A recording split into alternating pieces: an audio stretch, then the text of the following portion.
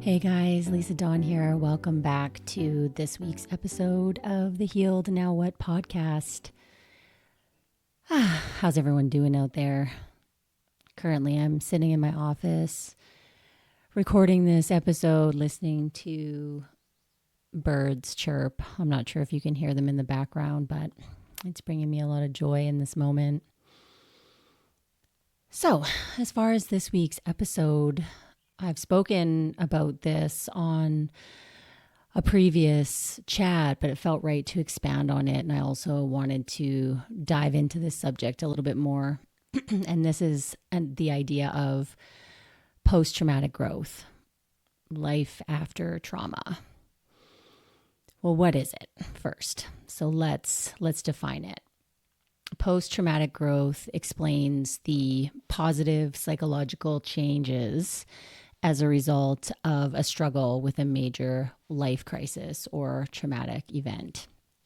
It's this idea that it is possible to grow from trauma, that you can not only bounce back, but bounce forward because you've had to dig deeper than you ever have to come back to life, to bring yourself back to life. Some also refer to this as the journey back to foundational repair and restoration of your entire self. So, as you likely know, if you've been listening to this podcast for a while, is that trauma is subjective.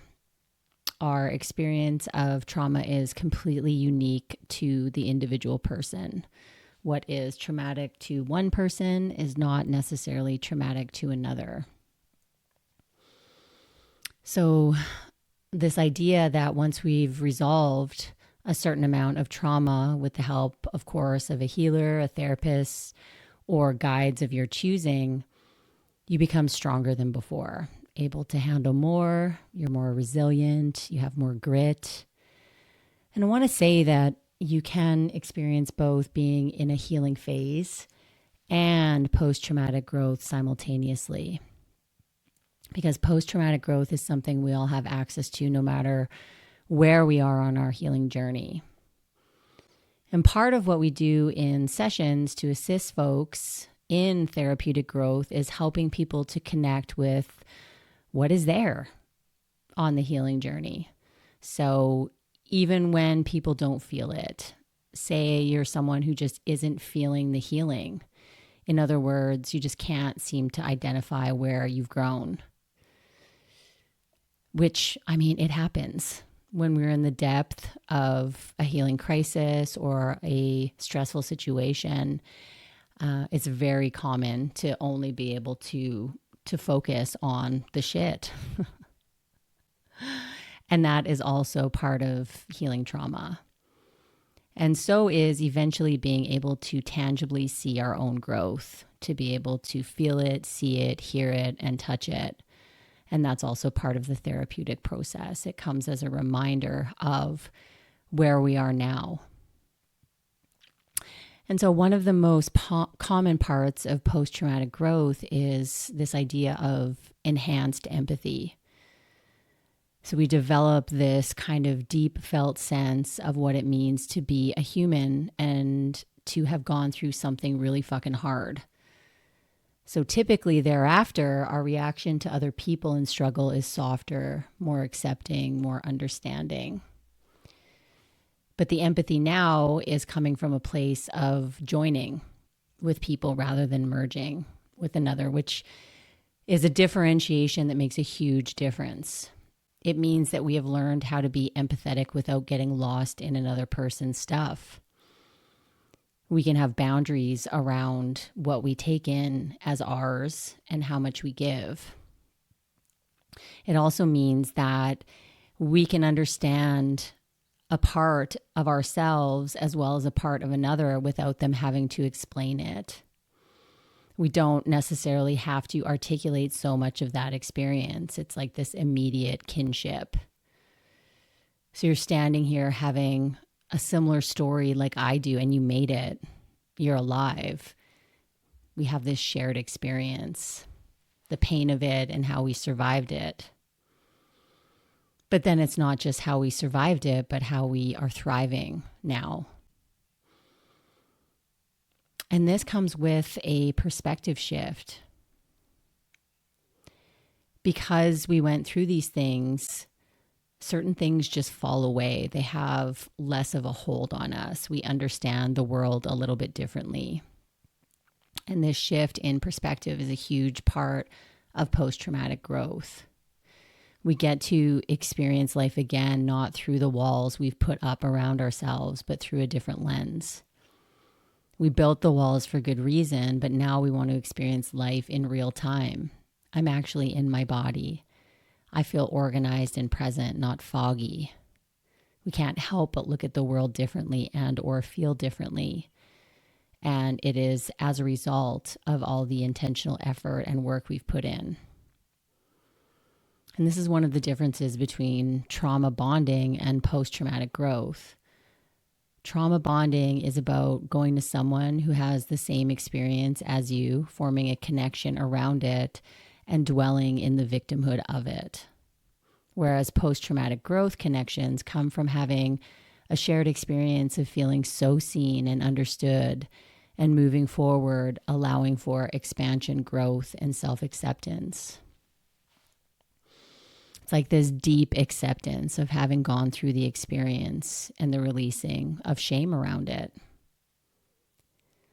And of course, this is different from false positivity, when we skip the healing process and try and jump forward, trying to claim the growth before it's actually authentic. And this is where we can get lost in trying to be somewhere that we're just not right now. And when we do the healing in a deep and slow way, there's this kind of shedding of the skin that says, this is not something I have to wear every day, but it's something that I know about myself. I've survived, but I've also claimed some treasures along the way. And the treasures I've claimed along the way are knowing myself and my capabilities, my strength, my divinity, and what it means to step towards the person I want to be and how I want to show up. And because I went through that, I now know how to live and explain myself and understand myself on a totally different level. And there may be sadness, there may be grief, there may be a mourning process and reactions.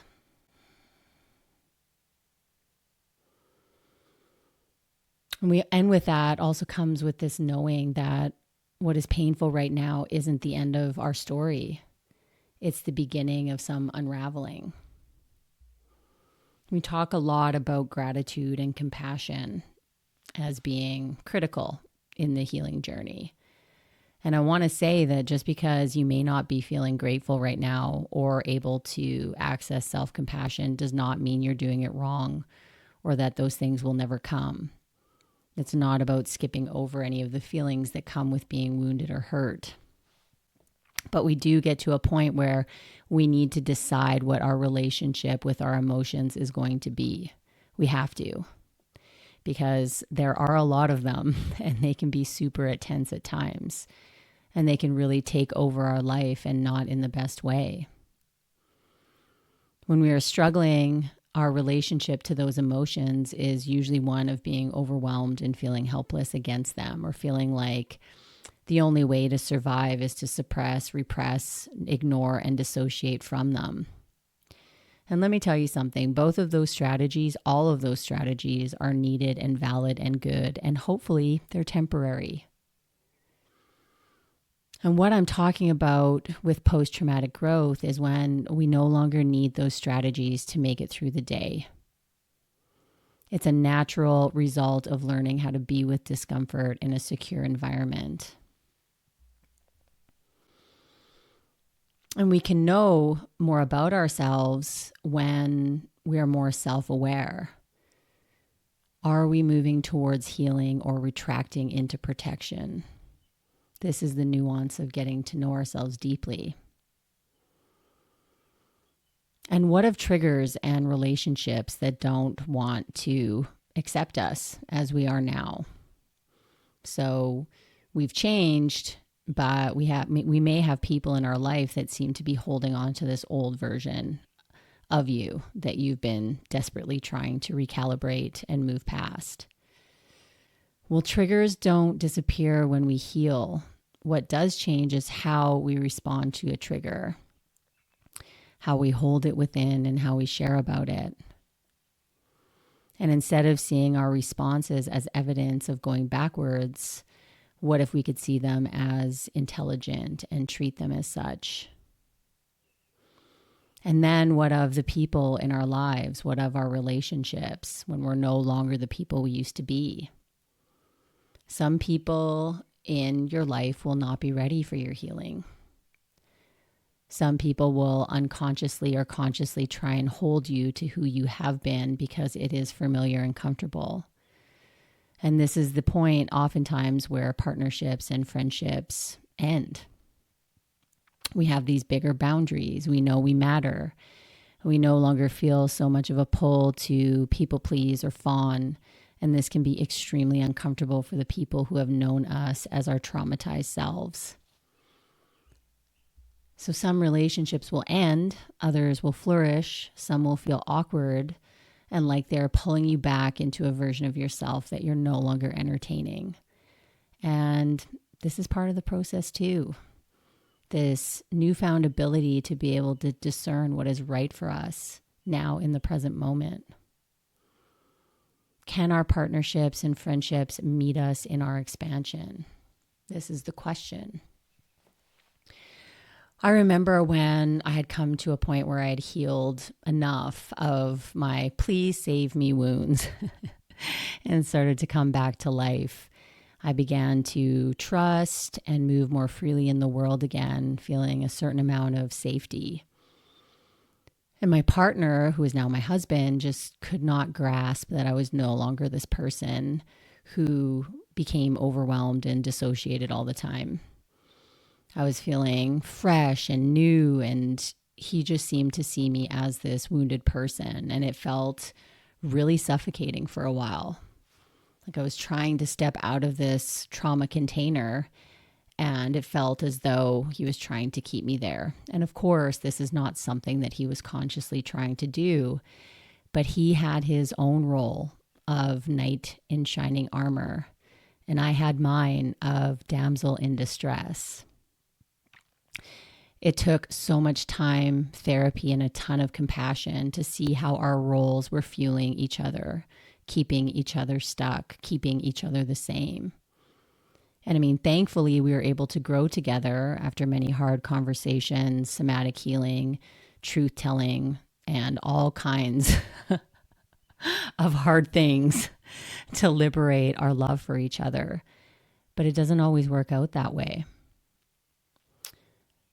Some people cannot meet us in our expansion. Another thing that isn't talked about is the grief, the anger, and confusion that comes with healing chronic health issues. Suddenly, there's more energy to be used in different areas of our lives, and this can feel foreign and overwhelming. Also, there's this feeling of you have to make up for all this lost time. And then fully realizing how much of our days were just spent trying to be okay. And this is part of processing. This is part of healing too. Mourning, forgiving ourselves, the anger, all of it. These are the Bardo phases of healing, where once again, we've stepped out of this persona of the traumatized person and are now trying to feel into what it's like to have more of our sovereignty back. And we spend so much of our lives seeking to belong, and at some point we have to become the place we belong. And the more we heal, the more that becomes a reality. And with that, the higher the bar of integrity we are asked to hold for ourselves, for our relationships, for our health, for our lives.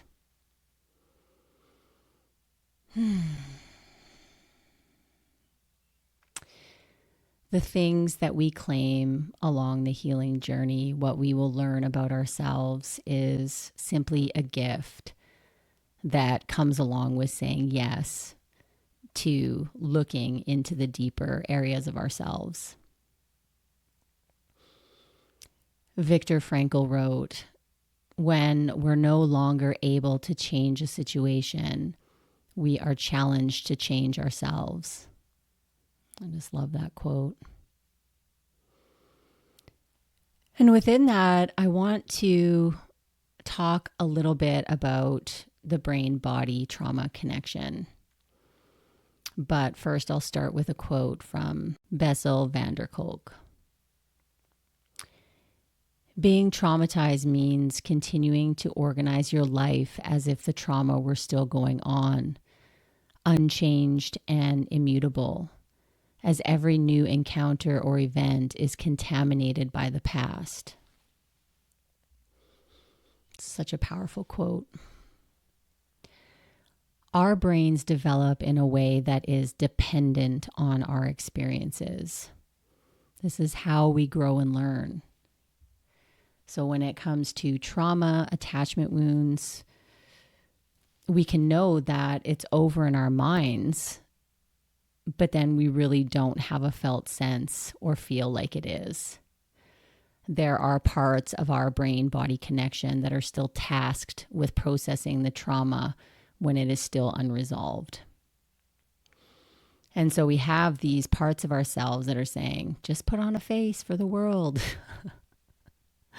But in the meantime, we have like 3 or 4 walls of plexiglass between us and the world, because we're in this state of trying to figure out what happened and how we're going to move forward. What is life? What is the meaning? What is my purpose here? God, those questions plagued me when I was in the deep pits of healing hell. As if my suffering wasn't enough, I had to try and figure out the burning questions of humanity.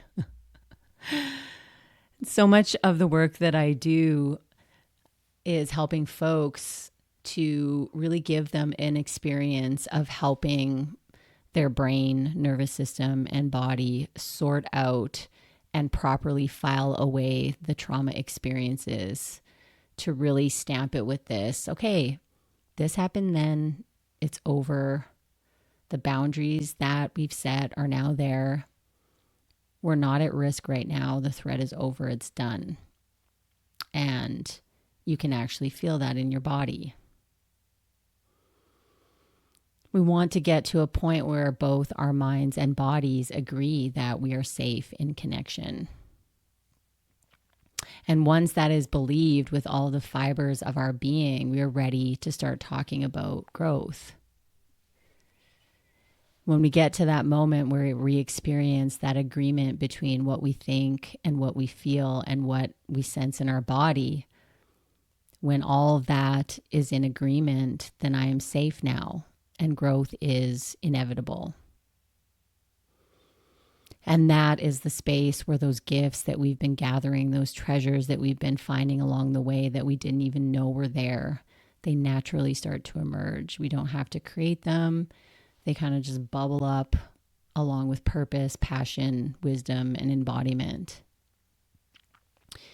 And it's this thing about being human that we are just so wired for healing and expansion and growth, that if we are put in the right space of feeling safe and feeling known and connected, we will grow.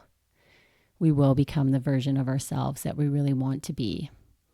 It's almost inevitable when the environment is correct. And so in that way, we are like plants with the right amount of soil, the right amount of light, the right amount of water. It's just going to do what a plant does. And it doesn't have to effort around that. It's naturally going to bloom and just keep blooming and growing. Humans are the same way. So that's the promise of post-traumatic growth, is really what it means to plant yourself in the best position that you can to heal in a way that you need in order to truly feel safe and truly are able to be vulnerable again in relationships with safe people. Now, I didn't say all people, I said safe people, and being able to discern the difference between the two. And when we are triggered AKA when we come into contact with someone who hurt us or into a situation that hurt us and we react and go into our old wounded states, that doesn't mean that all of our growth is meaningless or that it's not real.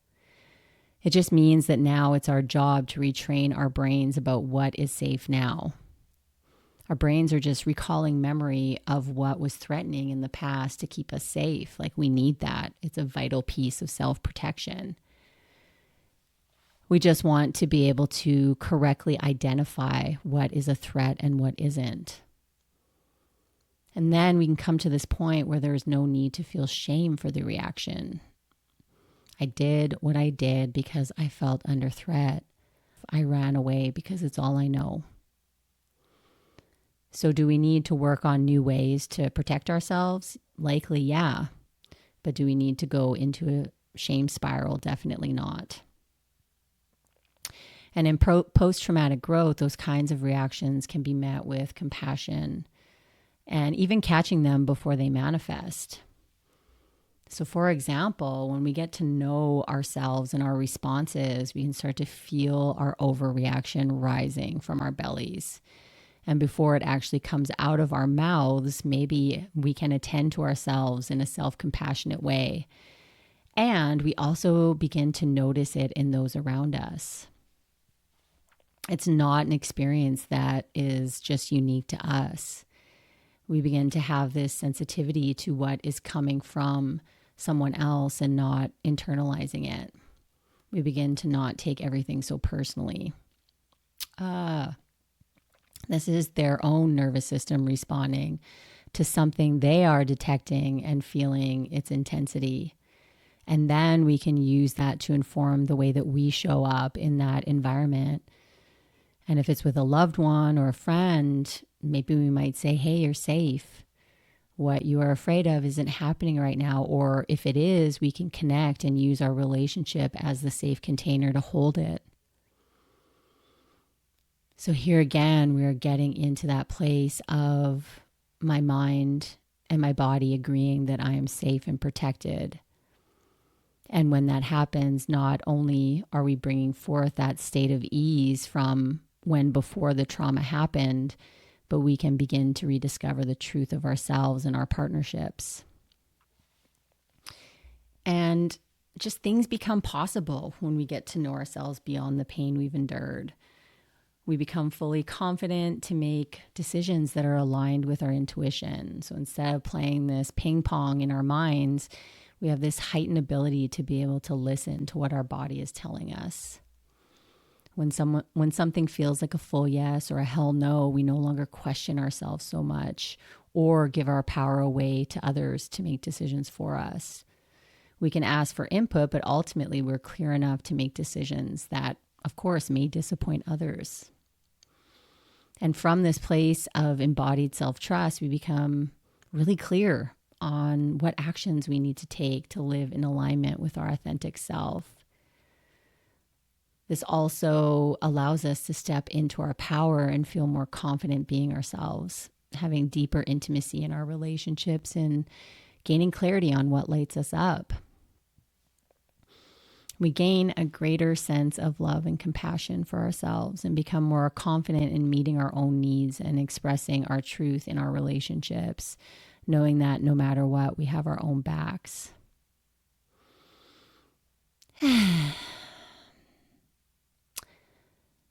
So I wanted to just close out with some thoughts. Again, I want to use a quote from Bessel van der Kolk from the book The Body Keeps Score, because it just seems so appropriate for this. Beneath the surface of the protective parts of trauma survivors, there exists an undamaged essence. A self that is confident, curious, and calm. A self that has been sheltered from destruction by the various protectors that have emerged in their efforts to ensure survival. Once those protectors trust that it is safe to separate, the self will spontaneously emerge, and the parts can be enlisted in the healing process. Yes. So, with that, I bid you adieu for this week, folks. See you again next Wednesday. As always, thank you so much for listening. Life is busy, so it means even more that you're carving out time in your day to be here. Listen, we've got so many great episodes coming up, so please make sure you subscribe to follow along on Apple Podcasts or Spotify. And for those of you who like to watch your podcasts, we are now uploading them to YouTube. And if you appreciate these episodes, please do us a favor and leave a rating or a review and share it with anyone you think could benefit. See you again next Wednesday.